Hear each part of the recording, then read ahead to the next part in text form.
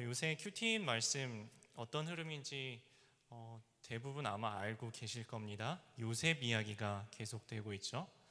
혹시 큐티인 조금 놓치신 분들을 위해서 살짝 앞부분을 정리를 하자면, 요셉은 모든 걸 가지고 있는 사람들이었죠. 집도 부자였고, 외모도 아주 출중했고, 옷도 아주 잘 입었고, 모든 사람에게 사랑을 받는 그런 모든 걸 가진 사람 요셉이었습니다.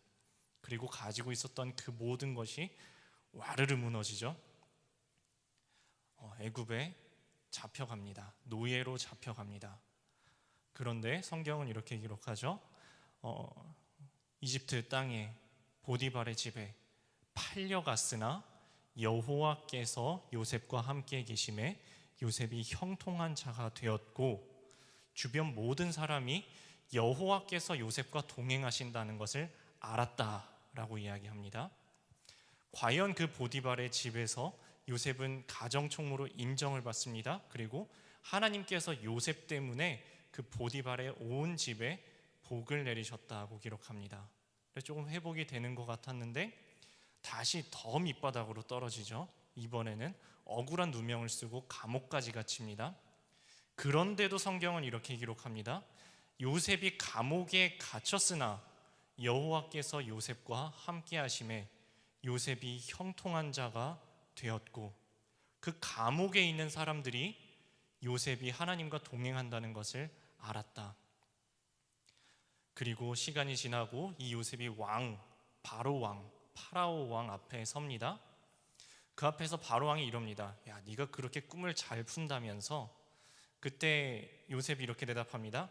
저는 아닙니다. 제가 아니고요, 하나님께서 합당한 대답을 해주실 것입니다 라고 하나님의 뜻을 해석해 줄 때에 바로가 이렇게 이야기합니다. 너처럼 하나님의 영에 감동된 자를 본 일이 없도다. 무슨 이야기죠? 너가 하나님과 동행하는 것을 내가 지금 눈으로 보고 있다라는 이야기죠. 노예로 잡혀갔어도, 억울하게 감옥에 갇혔어도, 왕의 앞에 섰어도 한결같이 여호와께서 요셉과 함께 계심에, 이렇게 왕의 앞에서 왕에게 인정을 받고 총리가 된 바로 직후의 이야기가 오늘 이 42장의 이야기입니다. 바로 직후의 이야기에 애굽 온 지역을 다스리면서 7년 동안, 풍년 동안 저축을 해놓죠. 5분의 1을 차곡차곡 쌓아놓다가 흉년의 7년이 되었을 때 팝니다. 사람들에게 곡식을 내어주는 이야기가 바로 직후에 나옵니다. 그 다음 나오는 이야기가 오늘 말씀 42장입니다. 오늘 42장 첫 번째 단락에는 1절에서 3절까지 어쩔 수 없는 만남에 대해서 나옵니다. 요셉이 아들 이름을 두 명을 짓죠. 하나는 므낫세, 잊어버렸다.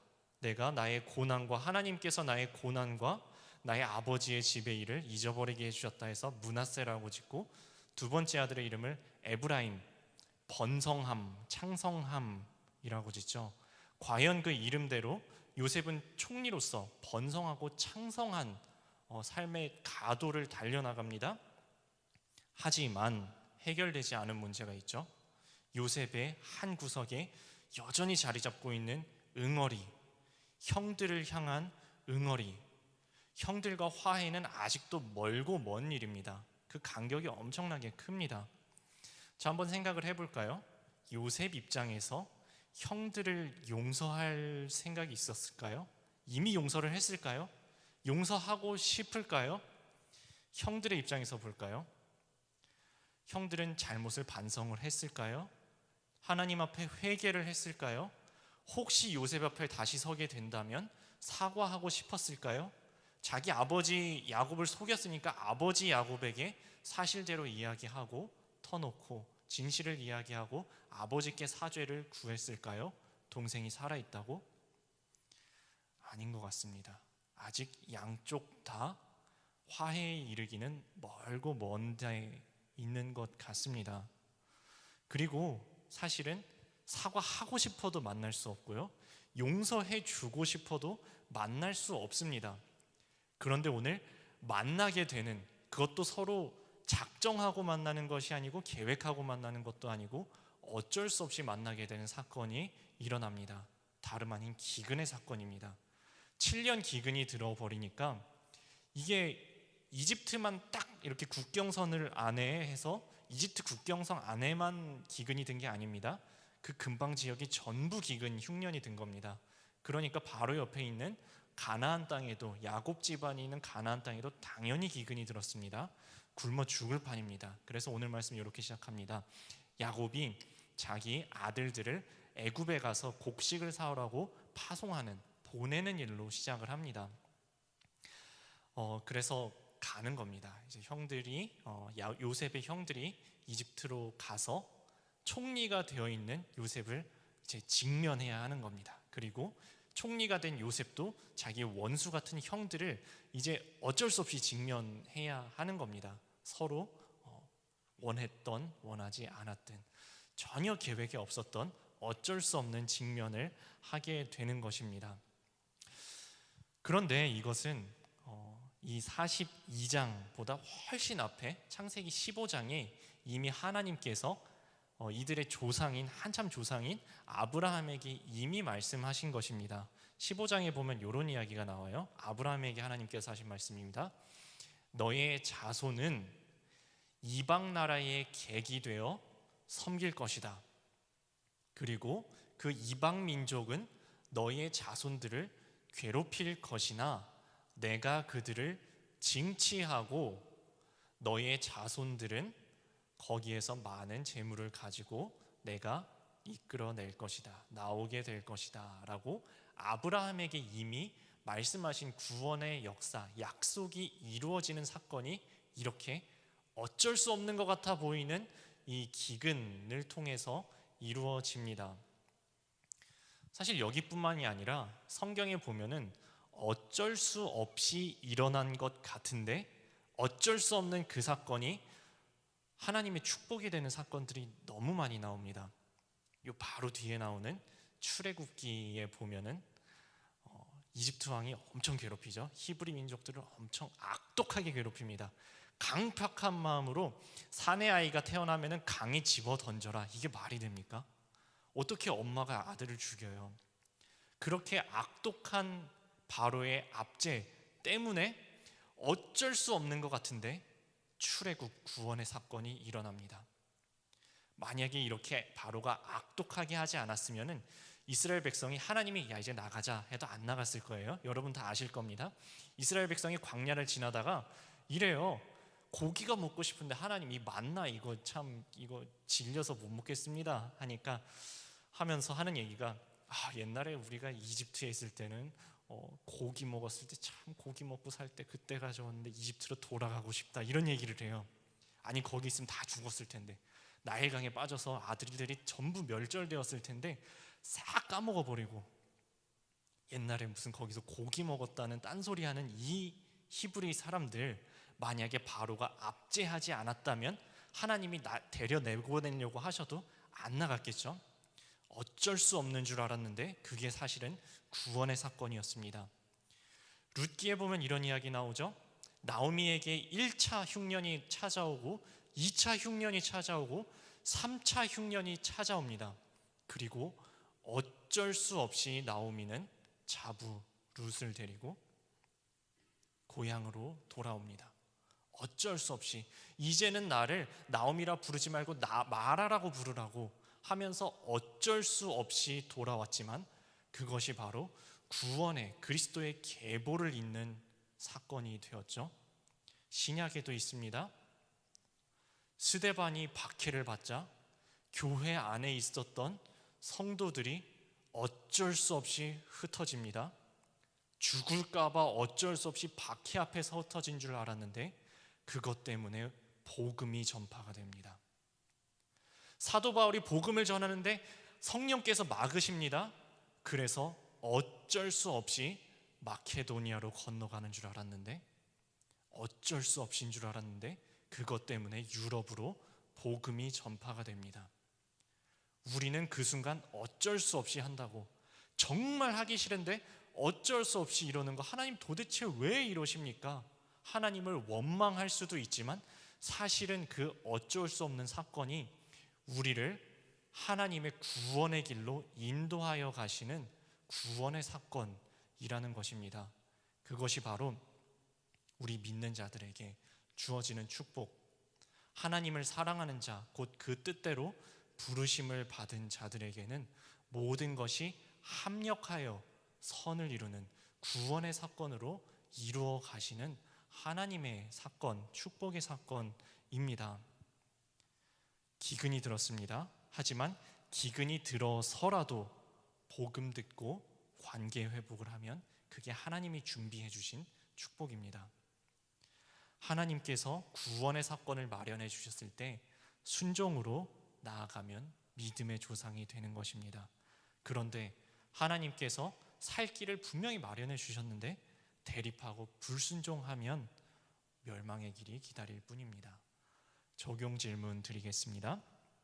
말씀을 듣고 살 길을 알게 되었으니 상대의 눈치를 보는 일을 멈추고 먼저 적용해야 할 것은 무엇입니까? 네, 이제 두 번째 단락으로 들어갑니다. 4절 말씀입니다. 4절 말씀, 변하지 않는 약점이 나오는데요. 야곱의 이야기입니다. 이렇게 말씀하죠. 야곱이 요셉의 아우 베냐민은 그의 형들과 함께 보내지 아니하였으니 이는 그의 생각에 재난이 그에게 미칠까 두려워함이었더라. 야곱의 마음에는 고질적인 두려움이 있었습니다. 그 두려움은 내가 사랑하는 사람을 잃어버릴까 하는 두려움이었던 것 같습니다. 그도 그럴 것이 야곱이 진짜 사랑했던 부인인 라헬은 먼저 가죠. 그리고 그 아들 가장 사랑했던 요셉, 야곱이 자기 생각하기로는, 자기가 듣기로는 짐승에게 찢겨 죽었습니다. 그 마지막 자기가 제일 사랑하는 아들 하나 남은 게 베냐민이란 말이에요. 라헬의 아들이고 요셉의 동생인 이 베냐민. 그래서 이렇게 두려워합니다. 혹시라도 베냐민에게 재난이 미칠까 하여 베냐민은 보내지 않고 형들은 애굽으로 보냅니다. 자, 여러분 합리적으로 한번 생각을 해보세요. 재난이 미치면 다 같이 미치지 않겠습니까? 10명을 보내나 11명을 보내나 재난이 미치면 다 같이 미치고 죽어도 같이 죽고 살아도 같이 죽는 건데 베냐민만 쏙 빼내겠다는 거예요. 재난이 미칠까 두려워하여. 아니 그럼 그 재난은 형들은 당해도 됩니까? 베냐민만 재난 당하면 안 되고 형들은 재난 당해도 되나요? 아니잖아요. 어떻게 아버지가 이럴 수가 있어? 라는 생각을 혹시 하면서 이 성경을 읽으실지 모르겠습니다. 이 말도 안 된다고. 네, 그 말도 안 되게 죄인인 존재가 우리들입니다.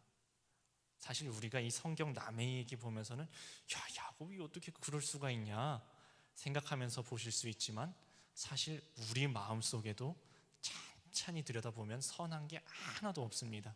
다 보면 무슨 말 되는 것 같지만 내 생각에 말이 되는 것 같지, 하나님 보시면은 이게 무슨 말이 되는 생각을 우리가 품고 살겠습니까? 그것이 야곱의 약점이었습니다. 두려워하고 편애하는 것. 어떻게 해서든지 라헬, 누가 뭐라 그래도 요셉, 누가 뭐라 그래도 베냐민, 나머지 형들은 뭐 죽든지 말든지.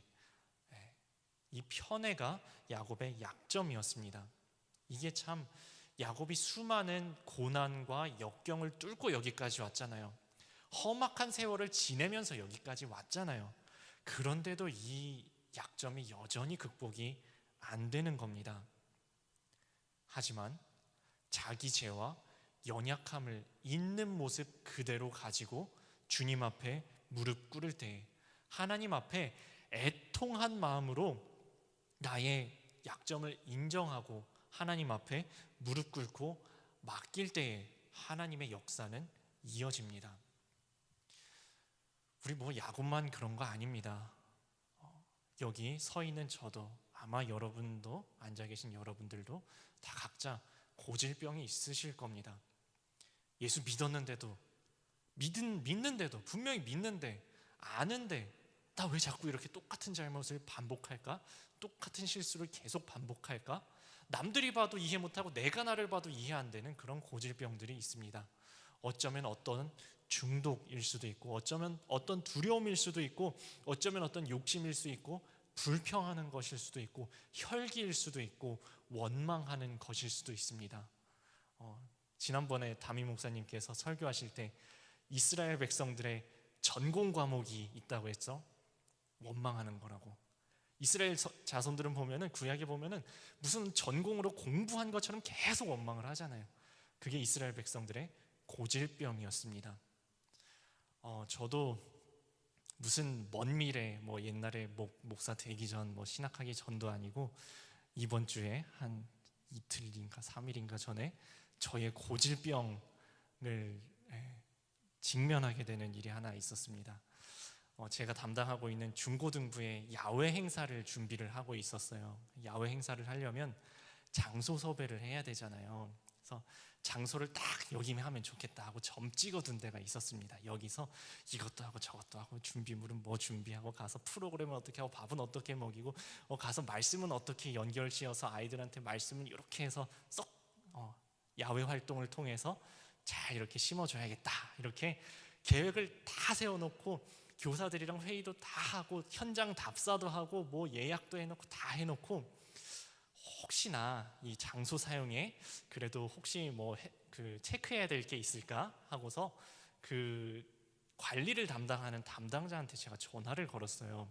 전화 걸기 전에 제가 이미 규정들을 다 숙지를 하고서 문제될 게 하나도 없다는 걸 확인을 하고, 그래도 혹시 모르니까 담당자한테 제가 전화를 괜히 걸었어요. 괜히 걸었는데 이 담당자가, 아시죠? 담당자들은 일단 안 된다고 하고 봐요. 안 된다는 거예요. 분명히 되는 일인데 왜 안 되냐? 그러니까 규정이 안 된다는 거예요. 제가 앞에 규정을 펼쳐놓고 있는데 안 되는 규정이 없는데 규정상 안 된다는 거예요. 이게 말이 되나? 무슨 규정 몇 항이 안 되냐 하니까 줄줄이 읽어주는데 저도 보고 있는 내용이에요. 안 되는 게 하나도 없는데, 이 아저씨가 한 두 줄쯤 읽다가 저 계속 얘기해 드려야 돼요? 규정이 분명히 안 되는데. 제가 그래서 이렇게 이야기했죠. 1조 1항에 이거 저희 해당 사항 없고, 2번도 해당 사항, 3번도 해당 사항 없고, 줄줄이 다 이야기를 했어요. 아무것도 해당 사항이 없는데 뭐가 문제입니까?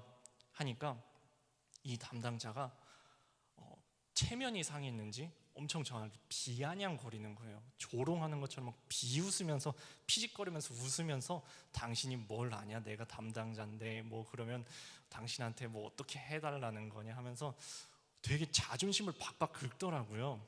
그래서 제 안에서 혈기가 올라오는 겁니다. 이 사람이 나를 비웃은 것처럼 저도 똑같이 비웃어주고, 이 사람이 규정 가지고 저한테 이야기하는 것처럼 너만 규정하냐? 나도 규정한다. 내 앞에 다 펼쳐져 있어. 너 한번 두고 보자 하고 똑같이 규정으로 되갚아주고 싶은, 안갚음하고 보복해주고 싶은 감정이 이만큼 올라오는 겁니다. 통화를 20분을 했어요. 길게 했죠. 그래서 제 분노가 올라오더라고요. 목사잖아요. 제가 나 목사지. 지금 뭔 얘기하고 있지? 우리 중고등부 교회 행사인데 내 혈기 부리면 안 되지 하고, 혈기가 이만큼 차올랐는데 혈기 부리기 직전에 알겠습니다.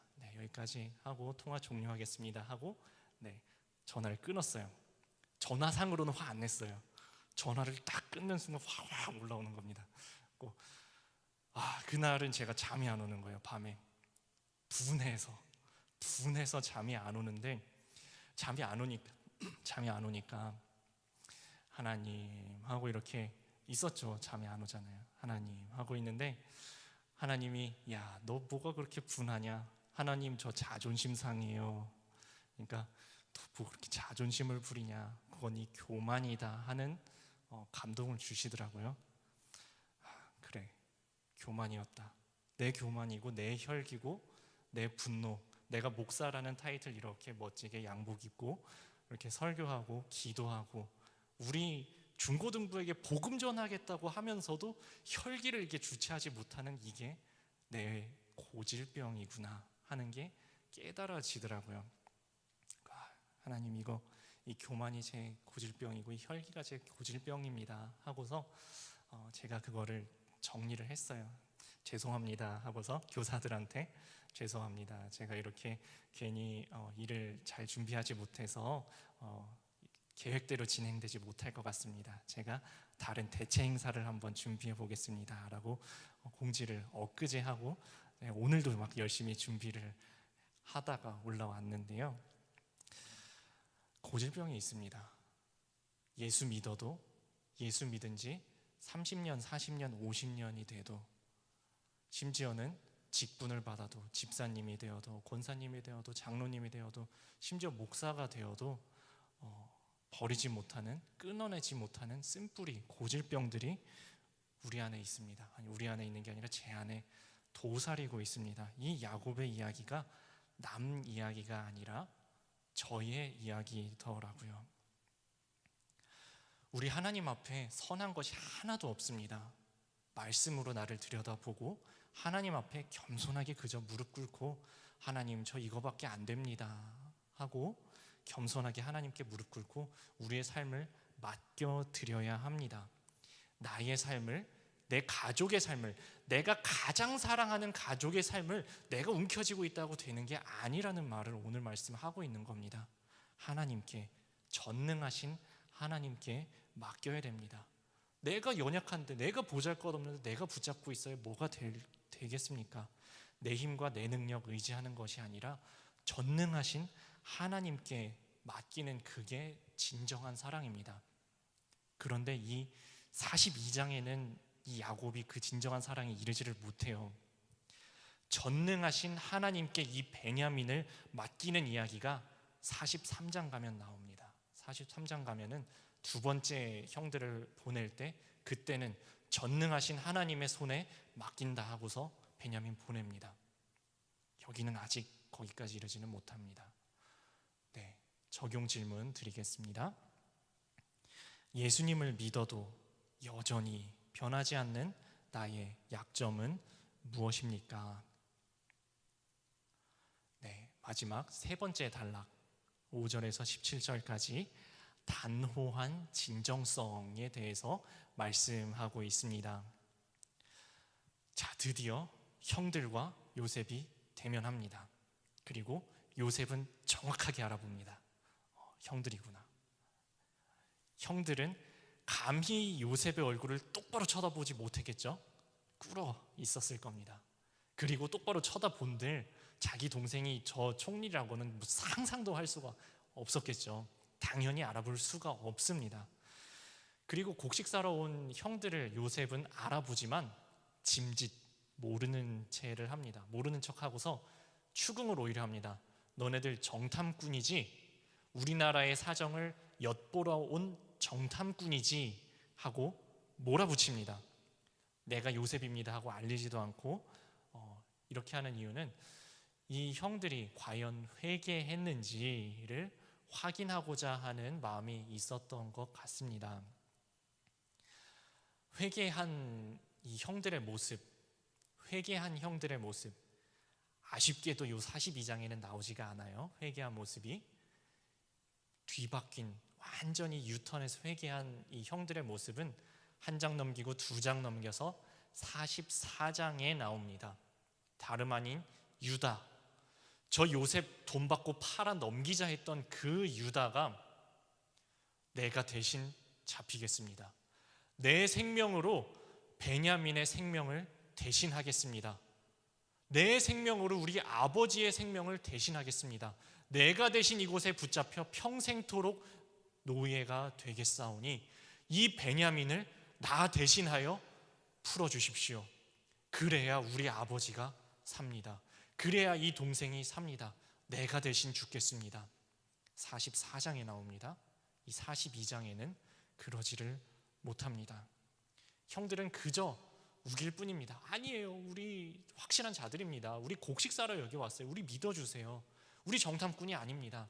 우리 원래 한 아버지 밑에 있는 12 형제들이 있었는데 우리는 지금 10명밖에 안 왔지만 한 명 동생은 집에 있고 또 한 명은 없어졌나이다 라고 13절에 그래요. 없어졌나이다. 없어졌나요? 아니면 돈 받고 팔았나요? 돈 받고 팔았잖아요. 모를 줄 알았죠. 요셉은 뻔히 알고 있는데 자기가 돈 받고 팔려온 사람이잖아요. 없어졌나이다가 아니라 저희들이 돈 받고 팔았습니다. 사실은 돈 받고 팔기 전에 죽이려고 그랬습니다. 이게 바로 이 10명의 형들이 숨기고 숨겨왔던 자기들의 죄잖아요. 그런데 정직하지 못합니다. 그저 변명만 할 뿐입니다. 하나님께서 우리를 어떠한 환경으로 몰아세우실 때가 있습니다. 밀어붙이실 때가 있습니다. 어느 환경으로 우리를 보내시고 파송하실 때가 있습니다. 보내어진 그 환경 속에서, 그 상황 속에서 변명만 하면은 아무런 해결이 되지 않습니다. 우리는 그 자리에서 주님을 바라보고 하나님과의 관계 회복을 위하여서 힘써야 하는 것입니다. 그래서 본질적인 죄의 문제가 해결되어야 합니다. 본질적인 죄의 문제가 해결되어야지 나머지 부차적인 문제들이 따라서 해결이 되는 겁니다. 여기에서는 내 죄를 회개하고 진정성 있게 사과할 때 관계 회복이 이루어질 수 있는 상황이었습니다. 적용 질문 드리겠습니다. 내 죄를 회개하고 관계를 회복해야 할 사람은 누구입니까? 라는 질문입니다. 자, 오늘 말씀을 가지고 박루디아 성도님께서 관계 회복의 열쇠라는 제목으로 자신의 삶에 묵상한 간증 나눔이 있는데요, 제가 여러분에게 잠깐 읽어드리겠습니다. 몇 년 전 회사 업무가 가중되어 한창 스트레스를 받을 때입니다. 드디어 저와 함께 일할 경력직 부하 직원이 들어왔는데 제 기대와 달리 힘든 상황이 계속되었습니다. 아무리 재촉해도 그가 서류를 제때 넘겨주지 않아 일정에 차질을 빚을 뻔하고 업무 중에도 이어폰을 양쪽 귀에 꽂고 있어 제 지시를 잘 알아듣지 못했습니다. 참다 못해 이 부분을 지적하자 오히려 그는 화를 내며 그 자리에서 이어폰을 던지고 나갔습니다. 이해할 수 없는 그의 행동에 인내심의 한계가 온 저는 대표님에게 이 사실을 알려 빨리 문제를 해결하고 싶었습니다. 급기야 네가 나가든 내가 나가든 결판을 짓자는 극단적인 마음까지 올라왔습니다. 그러나 믿음의 공동체에서 말씀을 듣고 날마다 큐티하면서 이 사건을 계속 나누다 보니 야곱이 라헬의 소생을 편애한 것처럼 제 안에도 변하지 않는 약점이 있음을 깨닫게 되었습니다. 하나님보다 사람에게 먼저 저의 억울함을 토로하고 옳고 그름을 따지며 상사의 권위로 상대를 누르고 싶은 저의 죄를 보게 된 것입니다. 그러니 왜 하필 이런 사람을 만나게 하셨을까라는 의문이 무엇을 알게 하시려고 그를 만나게 하셨을까라는 질문으로 바뀌게 되었습니다. 이후 저는 그를 향한 비난의 마음이 사그라질 때까지 인내하며 애통함의 시선으로 그를 바라볼 수 있게 해주시기를 계속 기도했습니다. 그렇게 6개월이 지나 그 직원과 면담을 하게 되었습니다. 저는 그간의 일들을 차분히 나누며 제가 오해하고 있는 부분이 있다면 알려달라고 했습니다. 그러자 그는 자신이 전 직장에서 힘들었던 일을 이야기하며 여자 직원들과 소통에 어려움이 있음을 솔직히 고백했습니다. 이후 저와 관계가 회복된 그는 저를 상사로서 인정해주며 질서에 순종했고 여러 해 동안 팀의 중요한 일원으로서 자기 역할을 해주었습니다. 현재 다니는 직장에서도 여러 관계의 훈련이 있지만 그때 일을 기억하며 옳고 그름이 아닌 관계 회복의 열쇠인 구원의 관점으로 모든 상황을 바라볼 수 있기를 기도합니다. 믿음의 공동체 안에서 먼저 말씀으로 저의 죄와 약점을 보게 하심으로 인내하며 관계를 회복할 수 있도록 이끌어 주신 하나님 감사합니다. 네, 이분 이렇게 적용하셨습니다. 관계 문제에서 어려움이 생길 때 사람들에게 저의 억울함을 토로하기보다 먼저 하나님께 묻겠습니다. 직장 내 관계 문제로 힘들어하는 지체에게 제가 겪은 일들을 나누며 말씀으로 사건을 해석할 수 있도록 돕겠습니다. 라고 적용하셨습니다. 네, 여러분 오늘 말씀 어떻게 받아들이셨나요? 여러분들은 해결해야 할 관계의 문제 혹시 있으신가요? 사람과 해결해야 할 문제, 어쩌면 하나님과 해결해야 할 문제 있지는 않으신가요? 하나님 앞에 정직하게 읽어내야 하고 회개하고 돌이켜야 할 우리의 고질병이 있지는 않으신가요? 오늘 말씀 앞에 우리 자신의 삶을 되돌아보는 시간 되셨으면 좋겠습니다. 함께 기도하시겠습니다. 주님, 내 힘으로 어쩔 수 없는 기근 같은 사건으로, 찾아오는 흉년의 사건으로 우리가 복음을 듣고 구원받게 하시니, 주님의 구원의 사건을 만들어 나아가시는 주님의 사건에 함께하게 하시니 감사합니다. 예수님을 믿으면서도 여전히 변하지 않는 저의 약점이 있음을 인정하고 우리 남을 정죄하지 않게 하여 주옵소서. 관계를 회복하고자 먼저 저희들의 죄를 회개하고 진정성 있는 사과를 하도록 저희들의 삶을 인도하여 주시옵소서. 감사드리며 예수님의 이름으로 기도드립니다. 아멘.